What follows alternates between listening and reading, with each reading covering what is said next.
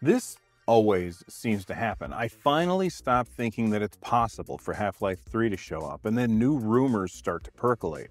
I'm going to talk about that, plus some good news for Steam Deck owners, a quick warning for Decky Loader users, and a fantastic deal that you absolutely want to take advantage of, especially if you have kids. If that sounds good, get comfortable, get subscribed, and let's get started. I promise you, I am not making this up. On Saturday, I was at my barber for my beard, not my hair. Hey, Mikey, and we were talking about video games, as we're both avid gamers. We were talking about Valve's newest game, Deadlock. Valve has yet to even confirm that that game exists. It's an online hero shooter mixed with MOBA stuff. Think Smite, but with guns. Anyway, we were talking about Deadlock, and the conversation drifted over to Half-Life, and I said to Mikey that at this point, I don't think Valve can ever actually release Half-Life 3. There's just no way that it could possibly live up to the hype that's built up over the last 20 years. No, that doesn't mean that I don't want them to release it. I'm just saying from a PR standpoint, Half-Life 3 would be radioactive. And everyone has been waiting for it forever, especially since Half-Life 2 Episode 2 ended on such an intense cliffhanger. Literally, we were talking about this on Saturday. And then later that day, my second grandson was born. Both my daughter and grandson are home and healthy. And I just wanted to say a huge thank you to the hundreds of you that gave congratulations and well wishes. I really do appreciate it. Anyway, while I was having that conversation with Mikey, I had no idea that there were more Half-Life rumors. It really shocked me to, open up the internet on my phone and look and see all of this Half-Life stuff being talked about, because we had just been talking about that earlier that day. Apparently, there's a voice actor who mentioned on their website that they were working on a project with Valve. It's called codename Project White Sand, which is the name of a military base in New Mexico where Black Mesa is located. Tyler McVicker, who is a data miner, they data mined that Valve is in fact working on another Half-Life game. It's called code HLX in the source code. And I think that these two code names are in fact the same game. This is backed up by the resume from another former Valve employee that worked on puzzle and level design for Valve from 2020 to 2023.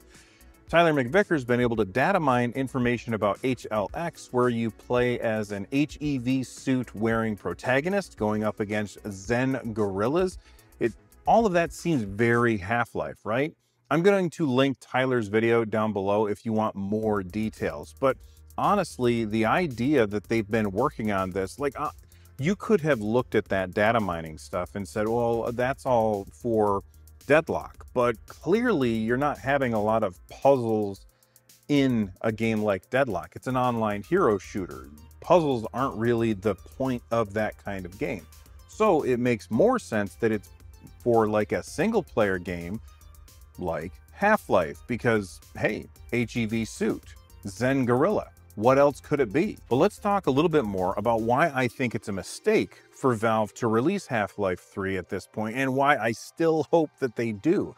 I feel like the video game and film industries suffer from a very similar problem, and that's how their audiences have a tendency to turn speculation into expectation. I mentioned this on various videos and podcasts over the years, but it all boils down to this. A new game is coming based on a previously popular franchise, and people start speculating about what that game is going to be. I do this because speculation is fun. Unfortunately, sometimes that speculation turns into expectation, and then when the game is actually released, rather than judge the game on its own merits, the game gets judged based on how close the game is to what the speculation had predicted. The perfect example of this has to be Zelda Wind Waker. When the GameCube was first announced, Nintendo did a tech demo at Space World of Link fighting Ganon. It was showing adult Link from Ocarina of Time going up against Ganon from the same game. The tech demo had a dark and gritty tone, and people, they ate it up. And then Nintendo eventually debuted Wind Waker, which was bright and colorful and cartoony, and Link was a kid again. The audience Hated it. Now, this is partly Nintendo's fault for showing that tech demo off at Space World 2000. But rather than take Wind Waker on its own terms, gamers decided ahead of time that Nintendo had screwed up, and Wind Waker was a joke. This is before they ever played the game. That's right. People wrote the game off before they ever laid hands on it. They let their speculation become expectation, and when the game didn't match their expectations, they decided that it was bad. I'm not saying that that game is perfect, far from it, but it is now remembered, in hindsight, as one of the best Zelda games ever. But everyone, they just prejudged it and decided it was bad because it didn't meet the expectations that they had set in their minds. This constantly happens in the gaming industry. I constantly get called a shill because I don't hate on things before I try them. I prefer to meet the games where they are instead of making the games come to me. It seems like that's the kind of thing that you should do instead of making up your mind and deciding that something is good or bad before ever putting your hands on it. I'm not saying that people shouldn't get excited about, an upcoming game or an upcoming hardware release, but you always have to remember that you don't really know what it's like until you actually have it in your hands and get to try it for yourself. The Half-Life series is currently pitching a perfect game. The original Half-Life was a groundbreaking new way to tell stories in video games. The mechanics were solid, and on top of that, it was really, really fucking fun. Fast forward from 1998 to 2004 and the release of Half-Life 2 using the new Source engine, that game won 39 Game of the Year awards. Then Half-Life Lost Coast came out a year later, followed by Episode 1 in 2006 and Episode 2 in 2007. All wildly successful games. Episode 3 was eventually canned in favor of the VR-only game Half-Life Alyx, which came out in 2020, which, if you ask most people that have played it, they'll say it is the VR game to define all other VR games. All of this is to say is that Half-Life 3, if it does get made by Valve, has some really large, a really large HEV suit to fill. And I don't know if it can actually fill that, but I'm absolutely willing to give Valve a chance. But honestly, I think that no matter what Valve does with Half-Life 3, if they release it, the game is going to be held to a completely unrealistic standard. Speculation will turn to hate, and people will say Valve has lost a step, even if the game is great. The amount of hype and anticipation that has been built up for this franchise over the last 20 years is nearly insurmountable. It would be much easier for Valve to just sit quietly, not saying anything about Half-Life, and I think that if they did that, people would eventually just forget. But if they do release Half-Life 3 and the game isn't absolutely perfect in every possible way, then they're in for a whirlwind of backlash. That said, I still want them to release it. I want to see what the hell happened at the end of that cliffhanger. I want to see what crazy new mechanics Valve has been able to design in the 4 years since Half-Life Alyx was released. But one thing is for sure, no matter what they do, Half-Life 3, if Half-Life 3 is released, it will be one of the biggest gaming news stories of all time, full stop. Moving on to the Steam Deck, it's one of my favorite platforms right now, but it's not without its disadvantages. One of its disadvantages for the Steam Deck is that non-Steam games and non-Steam launchers are kind of a pain to use. Of course, for most users, this won't really be an issue because most people have most of their games purchased through Steam. But there are other stores, and there's nothing wrong with using them. Personally, I really don't use them all that often because it just isn't as easy. Well, it is getting better and better thanks to a launcher called non-Steam launchers, which I have yet to cover on this channel. Much like EmuDeck, it's a script that installs other stores and configures things for you in order to make it so that you can install all of those free games that you got from the Epic Games Store and make them easy to launch on the deck. It installs the latest Proton GE for you. It installs all of those other launchers under one Proton prefix folder, and then it adds all of that to your Steam library. It includes launchers like Battle.net, Epic Games, Ubisoft, GOG, Amazon Games, Itch.io, Legacy Games, and more.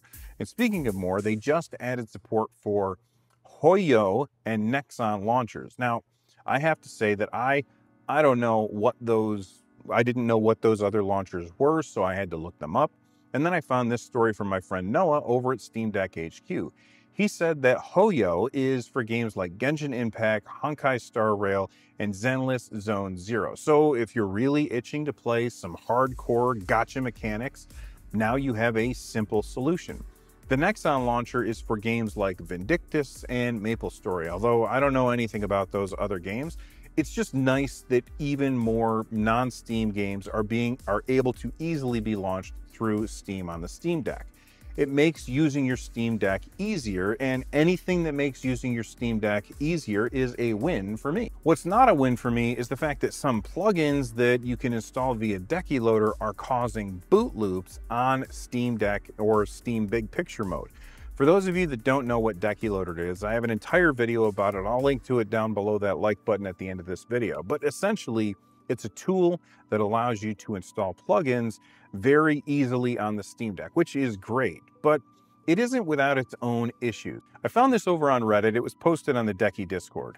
Music Control plugin is delisted and should be uninstalled as it causes Steam Big Picture mode to boot loop in newer versions of Decky Loader, such as the current pre-release of 3.x.x. You will need to delete the plugin from your homebrew plugins folder.